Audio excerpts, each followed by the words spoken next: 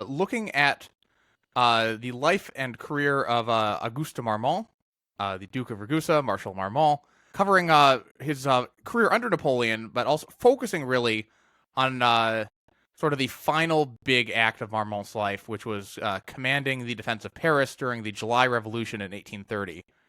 And I won't spoil where this conversation is going to go, but like a lot of things in Marmont's life, that doesn't go as well as he hoped. No, no, it does not. The much maligned Marshal Marmont, and we'll get on to why he's maligned here in just a bit.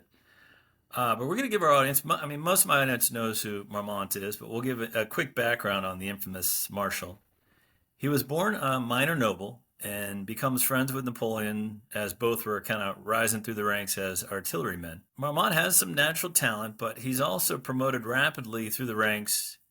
Is that based on his skill or his friendship with the rising star that is Napoleon? Both, probably more. I mean, a lot of people got promoted fairly rapidly in this period of the Revolutionary Wars. There was a lot of the ancien regime nobles had emigrated, so there was a lot of room for promotion. And Marmont definitely distinguished himself as a young man. He was very smart, physically brave, and if you're intelligent and willing to charge into the thick of things and you survive, you're probably gonna get promoted. But it doesn't hurt if you're best buds with Napoleon Bonaparte, who is rising even more quickly in this period, and wants to keep people around him who he trusts and likes. Right, right. And yeah, he for a time lived with Marmont and General Junot, so they were really close buddies at one point. And you mentioned quite rightly in your episode on Marmont that one of his best skills was that as an administrator or governor of conquered territories. And I'd like to point this out that just because you're a good general doesn't mean you're a good administrator. Marshal Massena, Marshal Victor were terrible administrators. They just looted everything.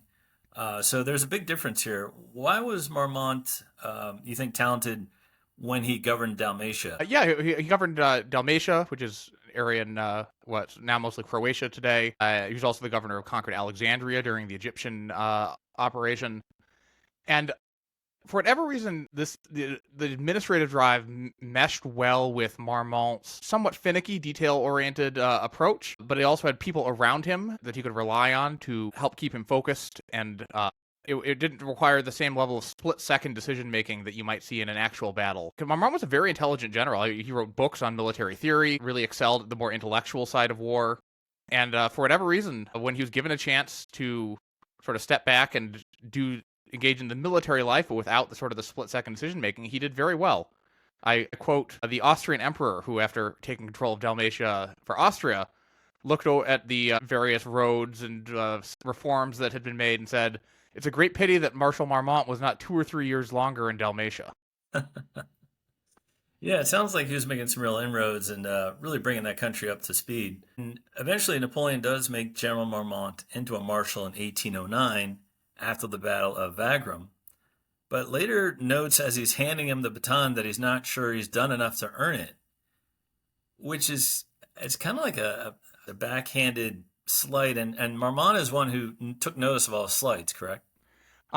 Certainly not unique among Napoleon's marshals in doing that, but yeah, Marmont was not part of the original group of marshals, despite having been close friends with Napoleon, having in his mind distinguished himself on a number of occasions. He certainly felt that he should have been promoted and took that grudge. Then he finally got made marshal, and as you note, Napoleon sort of gave it to him with sort of a backhanded slap. And this whole time, this once close friendship was pulling apart, and I don't think you can blame either man entirely for it. I mean, Napoleon was in the stratosphere at this time, and it's hard for men like that to maintain close friendships. Yeah. Marmont was often away, but they were also clashing more when they were in contact. This was not a case of people, kept apart by circumstance, but who bond when they get back together. Increasingly, when the two were together now, there were sparks flying, and not in the good way. Yeah, eventually Marmont is beckoned to Spain, where he fails miserably against the brilliant Duke of Wellington. Can you briefly sum up the Battle of Salamanca? I know he comes in and takes over from Marshal Massena, who has failed in Napoleon's eyes. What happens there? He takes over control of the French forces, and at first he does pretty well. Wellington is trying to bait the French into a battle on ground of his choosing, and Marmont is a very cautious and calculating general and refuses to be drawn into this trap. But ultimately, he does sort of arrange. He's there to fight, so ultimately he maneuvers down Wellington. The battle is engaged, but here he makes at least one crucial mistake, or if not two. You probably know more about the nitty-gritty of this battle than I do and can sort of fill in the viewers more. But he lets himself be misled by bad intelligence. He doesn't see through the bad scouting reports that are coming in, and so forms a mistaken impression of what Wellington's doing. Yep. So that's sort of the big mistake. And then he follows that by a failure of micromanagement. And when one of his divisions starts to drift out of alignment, he doesn't catch it, which opens a gap that the British charge through, or the Anglo-Portuguese force, to not slight the many non-British people who are fighting. And then he gets badly wounded by a artillery shell and is carted off the field. If he had stayed, maybe he would have been able to do better than his other generals at salvaging that battle. It's counterfactual history, who knows? But it doesn't go well without Marmont, and it probably wouldn't have gone well if he'd still been on the field. Yeah, I agree with you. I think the mistake was made. He let his lead division get separated from the other divisions. And a lot of battlefield commanders, you have to make decisions with imperfect information. And as you astutely point out, he made a poor decision, and he compounded it by letting the divisions drift apart, and then he got injured, which isn't necessarily his fault, but he probably should have been out of range. But he was trying to fix his one mistake, and then I think he lost an arm eventually to that wound. I know it certainly took him a long time to recover. Time he was recovering in Paris, which was important because it meant that as he was recovering in 1812, most of his fellow military officers were off dying in Russia at the time, or dying in Spain at the time. So he made a lot of new friends, bourgeois types, civilians back in Paris.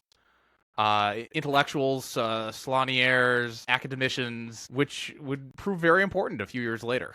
Yeah, we'll definitely come to that. And I think it's very interesting also. Napoleon hears about Salamanca on the eve of Borodino, which is obviously the bloodiest battle in the Napoleonic Wars. And he says to General Caulaincourt, quote, "Marmont talks very cleverly about war, but turns out to be worse than mediocrity when it comes to action," end quote. So I think he likes his friend. Like you said, he had all the qualifications to be a marshal. He was friends with Napoleon. He'd been in the Italian and Egyptian campaigns. He studied war, but it seems like when he had independent battlefield command, he didn't do too well. Now, he later fights well in the 1813 German campaign and not so well in the 1814 invasion of France, where he's correctly described as one of the, quote, droopy-plumed marshals who no longer believe Napoleon can win. You touched on it earlier where he's starting to talk to influential businessmen and politicians like Talleyrand, perhaps. How do we get to the point where Marmont surrenders Paris without Napoleon's permission?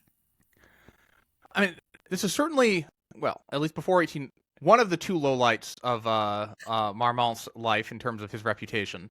Arguably not, certainly not his lowest point as a military commander, but it's spring of 1814. Napoleon has been winning battles, but losing the war as France is being invaded.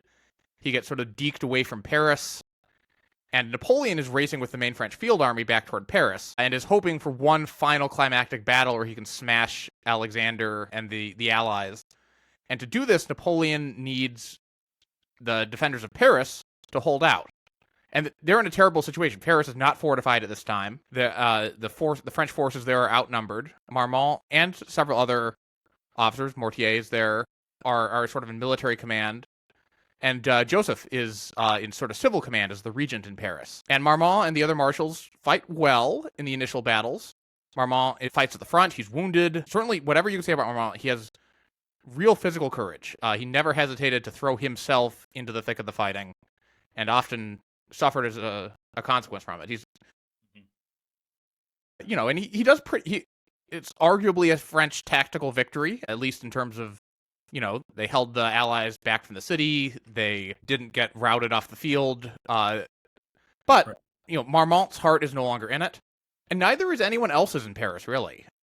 I mean, Joseph's role in this often gets skipped over.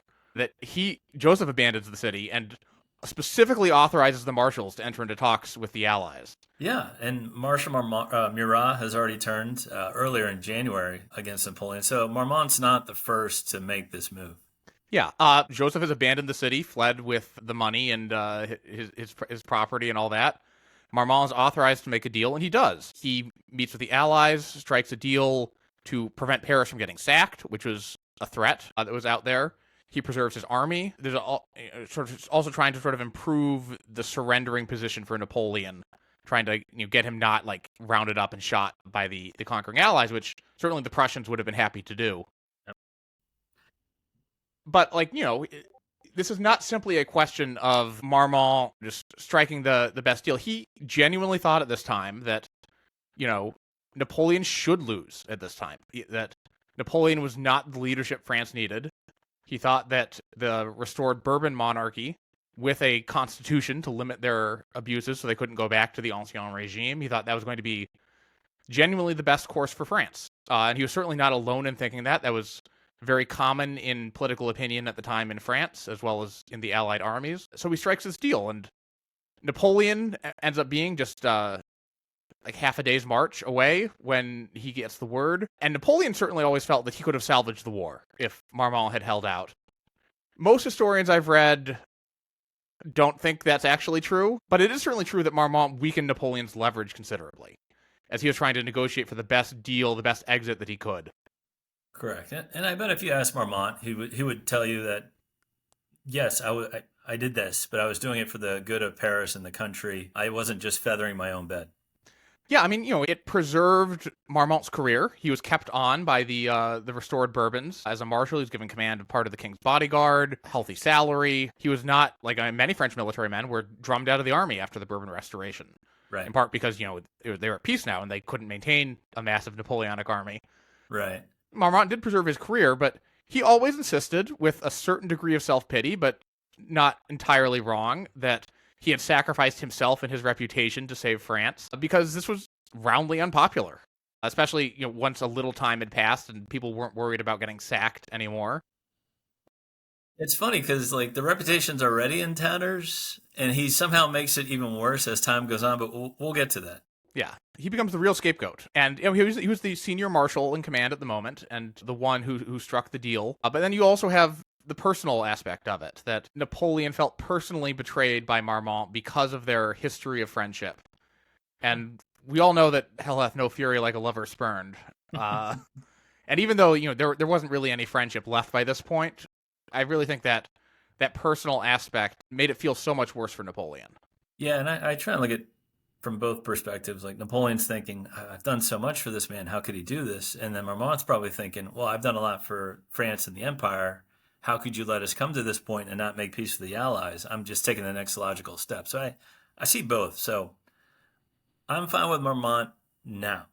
The rest, I'm not at all. We'll get to that. So Napoleon's exiled for the final time in 1815 to St. Helena after Waterloo. What is Marmont's life post-Napoleon? Mentioned he stays on. He's kept the marshal by the Bourbons. Makes friends with a lot of rich merchants and businessmen. Something I cannot allow or agree with is that he voted for the death of Marshal Ney, which disgusted many in France. So what's he doing post-1815? Yeah, so he sticks around. He stays loyal to the Bourbons during the 100 Days. He does not go over to Napoleon at Waterloo, which works out well for him in the long run. He's part of the whole messy trial of Marshal Ney. I think there's only one member of the Chamber of Peers who didn't vote to execute Ney. Marmont was certainly not alone in that. There's also a lot of hopes that there's a feeling that Ney had to be found guilty, but there was the hope that the king might pardon him. Certainly Ney had ample opportunities to escape France, and for reasons that are still a little mysterious today, didn't really take them up and dithered his way until he got captured, much to the disappointment of Louis XVIII, who would have greatly preferred to avoid creating a martyr and to have Ney slip away. But certainly Marmont did not cover himself in glory by voting as a member of the Chamber of Peers for the execution of his one-time comrade. It is one of those things like where you say, oh, the political moment was one of retribution, and there's a feeling that the Bourbons had been too lenient. They hadn't purged people in 1814, and that had contributed to the rapid collapse in the 100 Days. Blood was in the air. A lot of people looked back on this years later and thought, oh, well, we shouldn't have killed Ney. We should have done something different.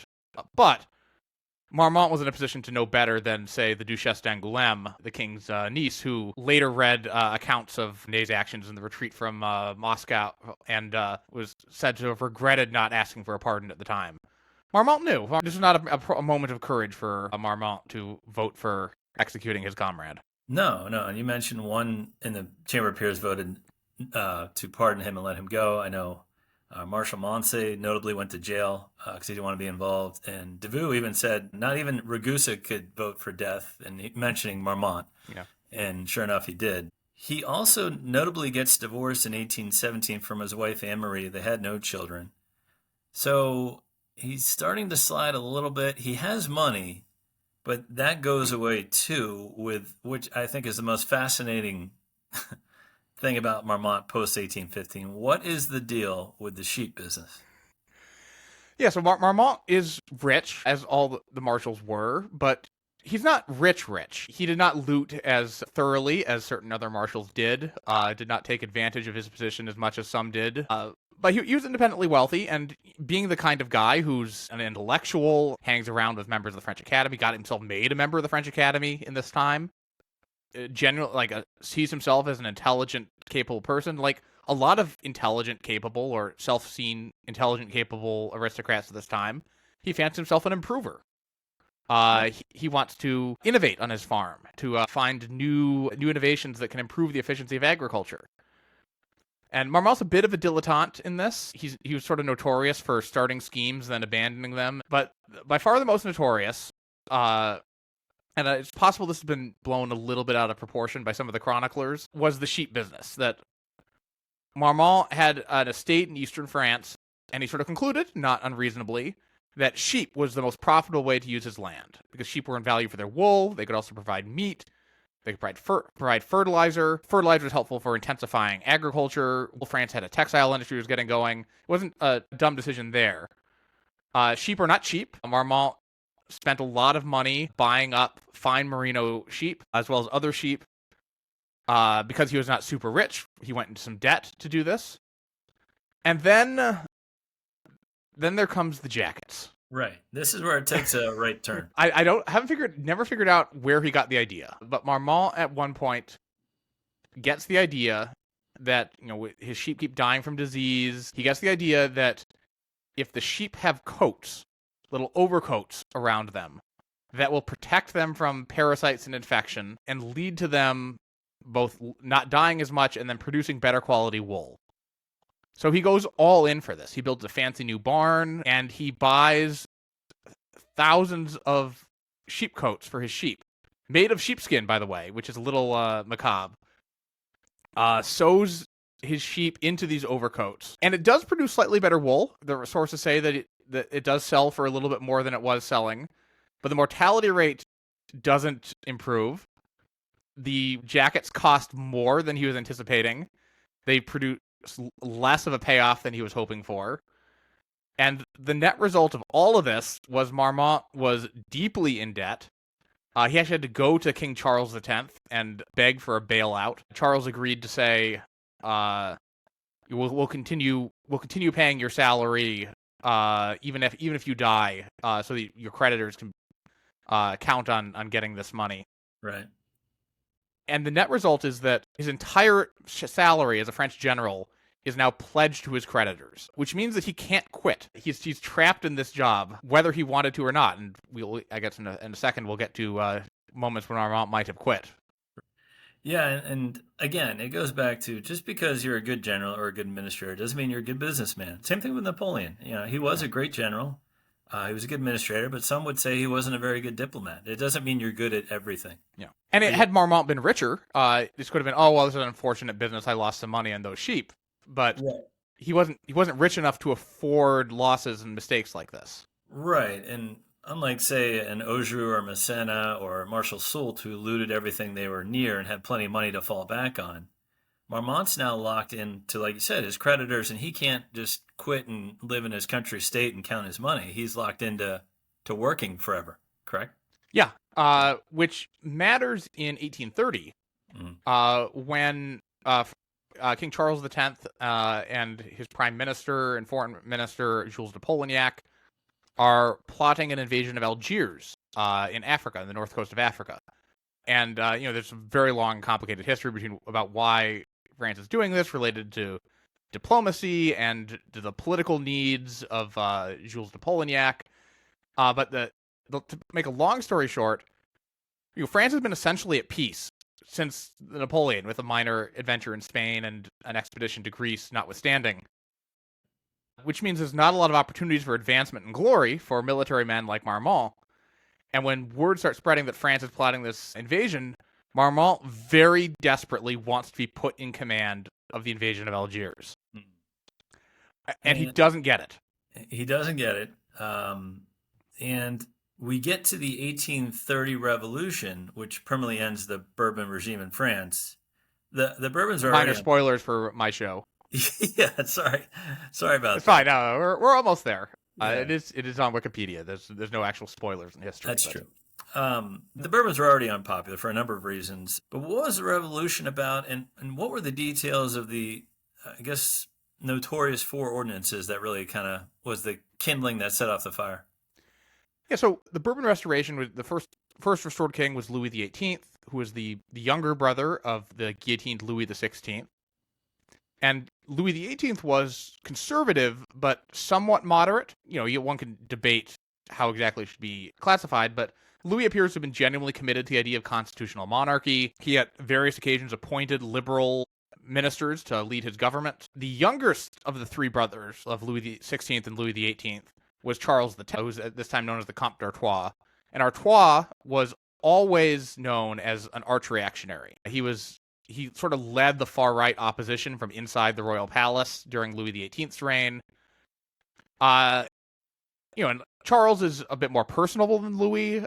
He gets on better with people one-on-one. So when Charles finally becomes king in 1824, he has a bit of a honeymoon phase. He ends censorship. People cheer him.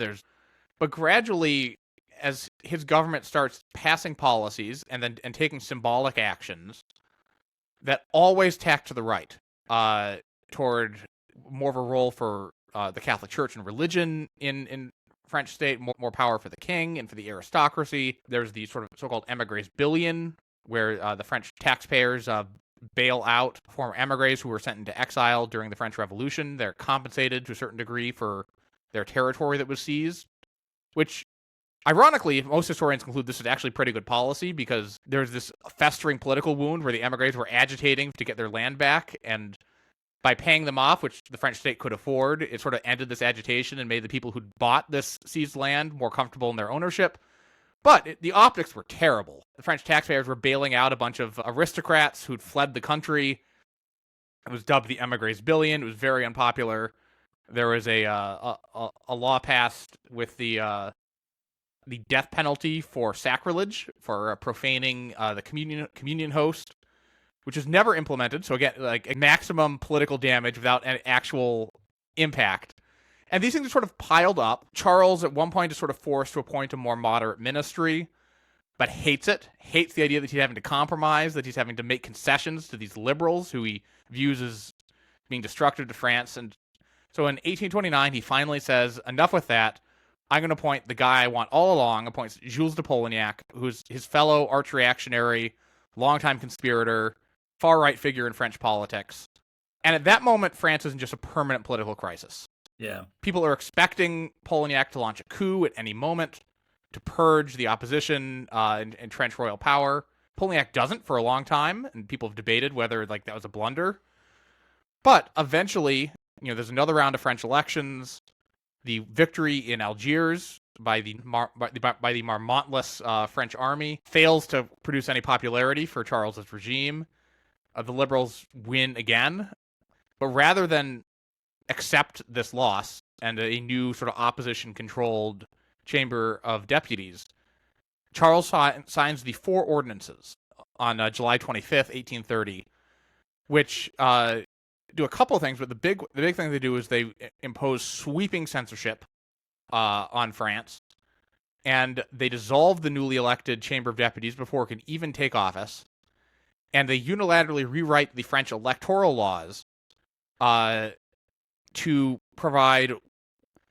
disqualify a lot of liberal voters and provide even more weight to the highest aristocrats, I mean, this is already a system where you can't vote unless you're rich. Basically, the richest 1% or so of French men have the right to vote. And the four ordinances shift even more weight to the 0.25%, the richest 1/4 of this richest 1%. And it's an effort to purge the liberals, to reestablish his regime, and it almost immediately provokes a fierce reaction. There are protests in the streets that Polignac and the French police failed to contain, in part because Polignac was so focused on keeping this secret to avoid spilling the beans that he failed to take any precautions, like bringing in extra soldiers or reinforcements to Paris. And as the street protests turn into riots, and then riots turn into actual street fighting, and about this time, Marmont, who's been tisking about the four ordinances just as a private citizen, is told, actually, you're in command. Go deal with this. Right, right. And it's not going to go well. In fact, it's going to be the end of the Bourbon. Charles X is going to be the last king of France, and he's actually going to die outside the country, which is... Although not the last king of the French. Correct, yeah. So, before we get to all that and how they're exiled, you said Marmont is placed in charge. How did he go about putting down this result, and how did it work out? So he's very belatedly told he's in charge, several days after he was actually appointed to the job of commanding the French military, the military district around Paris. The French police, the military police, the gendarmes had been trying and failing. The royal guard had been out. Marmont does respond briskly. He sort of brings order to the whole situation, a centralized command. He deploys the troops of the line to help sort of stabilize the situation. But, I mean, Marmont has far too few soldiers. There's only like 10,000 French soldiers in Paris at this time because Polignac has refused to call in for reinforcements. And I found that fascinating in your recent episode. Like 10,000 in your mind is a lot, but for a city the size of Paris, it really isn't. Yeah, I mean, there's hundreds of thousands of people, close to 1 million people in Paris at this time. And while certainly not all of them, or even most of them, aren't revolting at this time, you don't need a very large percentage of 1 million people to severely outnumber 10,000. In an open field, Marmont's 10,000 regulars might have just like steamrolled, 30,000 Parisians. But they weren't in an open field. It was urban warfare, which then and now is a great equalizer. And it's not 1795 where there's cannons set up by Napoleon to mow everyone down with a whiff of grape shot, right? Like these soldiers are unmotivated. I think they were at post for a long time without food or water, right? They were just standing there. Yeah, Marmont fails to secure his supply lines. Again, he was put into a terrible situation. I don't know if even Napoleon could have won this battle, and Napoleon certainly would have done better than Marmont did. This 1830 is the first real introduction of barricades into French history. Those did not play a major role in the 1789 French Revolution. There's not really street barricades there. But there are in 1830. Central Paris at this time is this weaving warren of old, narrow medieval streets, which are very easy to block. And suddenly, you can't get messages and detachments through central Paris. The French army has a military bakery in Paris that is baking thousands upon thousands of loaves of bread to feed the French army. And the bread just sits there because they can't get it through to where the soldiers are, like a mile away. And so the soldiers go hungry, which isn't good for their morale. Right. And you mentioned in your podcast as well, I thought it was interesting, Marmont wasn't the preferred choice, but the main preferred guy was off in Algiers, correct? Yeah, so I'm one of the unpopular figures in the Polignac government. It was not just Polignac who was unpopular. One of the unpopular figures was Marshal Marmont, a different fellow from Marmont. Marmont had been a French general who had ostensibly rallied to Napoleon during the 100 Days and defected to the Allies on the eve of Waterloo. So he was notorious. Marmont's name, the Duke of Ragusa, was turned into a verb ragusard, meaning a traitor or to betray. Verb and noun forms there. But Marmont was actively defected. It was much more clear cut there. Arguably, that may have been his intention all along. He's always of royalist sympathies. Certain of Napoleon's aides said, "What are you talking about? Don't hire this guy." Yeah. Even Blucher had no time for this guy. He's like, I don't want to deal with a traitor. Tell him to go away. Yeah. But Marmont was a competent general of undeniable ultra-royalist politics. Unlike Marmont, who was sort of sympathetic to the liberal opposition, Bourmont was reliable. Unfortunately, Bourmont was the guy who got command of the Algiers invasion, in part because of his reliable politics. So he was off in Africa with tens of thousands of the best, highest quality troops in the French army, which, by the way, left Polignac acting as acting minister of war, despite having no military experience. So one has to figure that had Bourmont been around, at the very least, the military logistics would have been handled better. But, with Bourmont gone, Marmont's the most senior guy left, so he gets tapped to be in command. Yeah, and he soon realizes, this isn't some simple street protest or a strike, and he has to go tell the king, hey, look, we're not going to win this thing, right? Yeah, he sends a very sharp letter after so the July Revolution of 1830 is dubbed the Three Glorious Days. There's 3 days of street fighting. And the first day, and each one escalates. And sort of the story of the July Revolution, from the perspective of the government's side, is too little too late. Every step, both military escalation and political pacification that they take, always is the sort of thing that would have been successful had they done it the day before. But by the time they actually get around to doing it, it's too late. So the first day is sort of when the riots turn into street fighting. When people start building barricades, smashing street lights, and it's hard fighting. Marmont has sort of deployed his forces, mostly the western part of central Paris, and has then been sending out detachments to try to clear streets.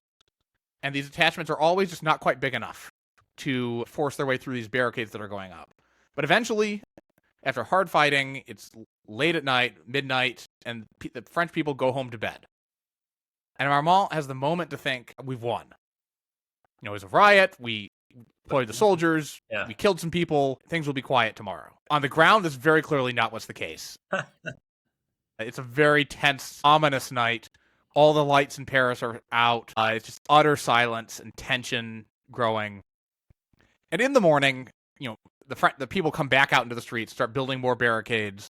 Yeah. And Marmont, very quickly, to his credit, he's already back at his headquarters. He's on the ground. He's getting these reports. This is not a case of someone who slept through the revolution or something like that. He very quickly realizes he was wrong and sends this very striking dispatch to the king, which I'll just read out here. I have already had the honor of reporting to your majesty the dispersal of the groups that disturbed the peace of Paris. This morning they are forming again, more numerous and more threatening than before. This is no longer a riot, this is a revolution. It is urgent that your majesty decide on the means of pacification. The honor of his crowd can still be saved. Tomorrow, perhaps, it will be too late. For today, I am taking the same measures as I did yesterday. The troops will be ready at noon, but I await with impatience the orders of your majesty. So, yeah, it's like judgment hour. Do we stay and try and put down and kill everybody, or do we just pack up and leave and never return to France? And yeah, the implication is Marmont clearly believes at this point that he cannot win this militarily. When he says it is urgent that your majesty decide on the means of pacification, Marmont means you got to make political concessions. You got to fire Polignac or repeal the 4 ordinances or do something. Yeah, and for an ultra-royalist like Charles X, that's probably hard medicine for him to swallow. I don't want to listen to this rabble. Yeah, no, it's a big move. It would mean, deeply embarrassing, no matter your politics, to have to immediately go back on something you just did a few days ago, something that you had talked yourself into believing was the only way to save your regime. Yeah. To make a concession to the rebels. Charles had lived through as a young man the French Revolution in 1789, and as an ultra-royalist, he thought that the reason the French Revolution happened was because Louis XVI was too vacillating, that he made too many concessions. And so he was not going to be quick to make concessions to resolve another street revolution. Eventually, Charles will start making concessions, the next day or the day after. It's always too little too late. Yeah. Meanwhile, Marmont says that he's taking the same measures as he did yesterday, which didn't work then. That's not actually true. Marmont learns from the prior days when his small detachments had failed to do it and says, okay, now I'm going to concentrate my troops into the famous columns of 3 or arguably 4, it depends on how you classify it, usually classically 3 columns. They're going to send through the city in strength to seize key lines of communication and key points in the city. And had he done this on Tuesday, the first day of the revolution, this might have worked. But by Wednesday, the second day, the barricades are bigger and more numerous, and the French citizens have broken into the gun shops of Paris and stolen muskets. And so now instead of throwing stones at the soldiers, they're firing guns. There's a bit of irony there, and I'm just realizing it as you're talking. When Napoleon was negotiating peace settlements, he always wanted the peace settlement that was offered last time. Like, a new situation would occur, and he'd be like, okay, I just lost Leipzig. Let's go back to that deal you offered me 6 months ago, whatever it is. But it was always, like you said, too little, too late. And I think Marmont's dealing with the same type of thing. Yeah, it's the government is always on its back foot in the July Revolution. It's the sort of thing where had they been more proactive, they could have done something. By the time the political concessions are being made, events have moved past them, and the liberal politicians will say, "No, we would have taken that deal yesterday, but people have died. We can't. You got to do more. You got to do more." And similarly on the military side, had Marmont done his big attack columns on Tuesday, it might have worked. But on Wednesday, it ends up being a disaster. The soldiers are tired. They have limited ammunition. There are barricades everywhere. Communication is poor. And there are tens of thousands of Parisians with guns in the streets. Right. It's hard fighting. The soldiers generally obey their orders. But, I mean, nobody wants to shoot their own people. It's a civil war going on. The soldiers don't want to shoot the people of Paris. And they're being poorly commanded. They're getting themselves caught and kettled and sniped at from windows. Yeah. It's very demoralizing fighting. And Marmont does his best. He sends reinforcements where they're requested. He tries to coordinate. But all three columns ultimately end up slinking back home, exhausted and defeated, having failed to achieve any of their objectives. So eventually he and the king have to flee France and neither return. How does Marshal Marmont live out the rest of his life? Unfortunately, I think is the way he does that. He's in exile. He can never goes back home to France. Is basically barred from the country. Even if he weren't legally barred, he probably would have been killed by a mob had he come back as the man who commanded the French army as it shot and killed Parisians. He follows Charles around the sort of court in exile. Again, Marmont was not a committed ultra-royalist. He was in fact, had things been different, had Marmont quit his job when he didn't get the assignment to Algiers and had been unable to do so because he was in debt and needed his salary, he might have been safely in the countryside.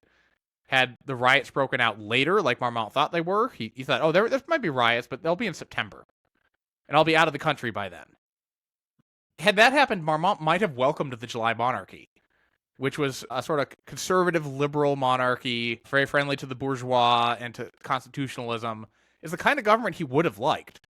But because circumstance and his own flaws put him again in this liberal constitutional monarchist, found himself as the paladin of ultra-royalism and had to go down with the ship. The irony of it, he ends his Napoleonic career saving lives in Paris and preventing the city from getting sacked, and he ends his Bourbon royalist career by killing people in Paris. It's reviled for both actions. Yeah. He's just ultimately, he's a real tragic figure in the classical sense. Yeah. In that he is doomed to failure by his own flaws. He is just perpetually almost talented enough for the positions he finds himself in, but not quite talented enough to resolve them. And ultimately, he's doomed by his own failures. Well, I think, other than General Moreau, who I think was the worst decision maker, I think Marmont, maybe you know what? Moreau actually just made two bad decisions. One was an assassination attempt on Napoleon. The other one was returning from America to side with the Allies. He was killed in battle, so that's pretty bad. But it looks like Marmont kept making bad decision after bad decision. He dies in Venice in 1852, the last living of Napoleon's marshals. He outlived them all. What do you think his legacy is? Because there's some good in there. I mean, he was good in artillery and the Italian campaigns in the Battle of Marengo. He was a good administrator, but like you said, the term Ragusa means to betray. He almost strikes me as a French Benedict Arnold. What's his legacy? I mean, it's certainly not good. He was a talented man, very intelligent. Had things gone differently for him, he could have found himself in positions where he could succeed and excel, but he didn't. He found himself in situations where he was in over his head repeatedly, often through his own mistakes. And when he was in those situations, he repeatedly blundered and failed to extricate himself, as what usually happens when you're in over your head. Yeah. He made bad decisions. He procrastinated. He was not aggressive in a way that you can easily say, "Oh, Napoleon would have been in this bad situation, but he would have acted more aggressively to get himself out of it." Had Napoleon been in command in 1830, he would have secured his supply lines. He wouldn't have dithered around for hours and hours waiting for a response from Charles telling him what to do. Right. He would have taken the initiative and acted. And you can be sympathetic to Marmont there because he didn't want to do this. And if he was going to have to kill people, he would have preferred to be ordered to have to do it, so he could at least say, "I was just following orders." But it doesn't reflect well on Marmont as a commander. I'm more sympathetic than most to Marmont for 1814 for his decision there.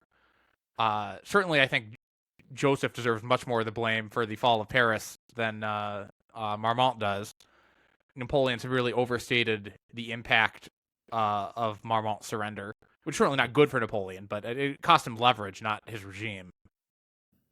But, 1830 is just... you could write a textbook about how not to do urban counterinsurgency by looking at what Marmont did in Paris in July 1830. And it's tragic that he was in this situation due to unhappy coincidences and his own mistakes. But ultimately, he had this, the exact wrong combination of, military devotion and respect to the chain of command mixed with independent thought in exactly the wrong combinations.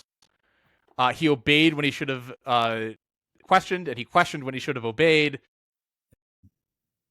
Just consistently wrong decision-making in the pinch. Yeah. He probably looked back on his life, and I know he visited old battlefields of Napoleonic greatness, and he wrote his memoirs. Yep, he wrote his memoirs. To defend himself. He published books of military theory that were well regarded at the time. Because the intellectual side of warfare was always a strength for him. Mm-hmm.